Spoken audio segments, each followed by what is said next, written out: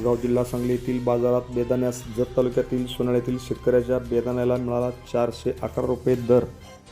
तासगाव कृषी उत्पन्न बाजार समितीच्या आवारात नवीन बेदाण्याचा मुहूर्ताचे सौदे मोठ्या प्रमाणात सुरू झालेले आहेत। या बेदाण्याला सोनाळ तालुका जत जिल्हा सांगली येथील शेतकऱ्याच्या बेदाण्याला 411 रुपये दर मिळालेला आहे।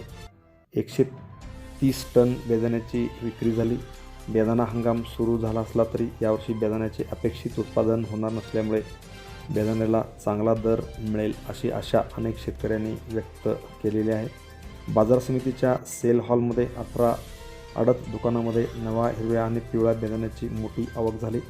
नव्या हंगामाचा सौदे शुभारंभ बाजार समितीचे सभापती युवराज पाटील, ज्येष्ठ बेदाणा व्यापारी अशोक बापना, उपसभापती रामचंद्र जाधव, संचालक धनाजी पाटील, सुदाम माळी, सुशील हळदरे, सतीश माळी, गोपाल पाटील, संजय बोत्रा, चंद्रकांत सूर्यवंशी, सिद्धार्थ खुजट, राम माळी, विठ्ठल पाटील यांच्यासह मोठ्या प्रमाणात ट्रेडिंगचे मालक यावेळी खास करून उपस्थित होते।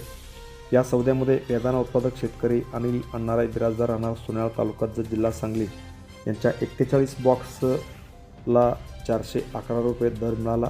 खरेदीदार KM ॲग्रोटेकचे तुषार सहा यांनी खरेदी केली असून नव्या हिरवा बेदाण्याला 330 ते 411 तर पिवळा बेदाण्याला 315 ते 378 रुपये किलो दर मिळाला। नव्या बेदाण्याची 8670 बॉक्स बेदाण्याची विक्री झाली आहे।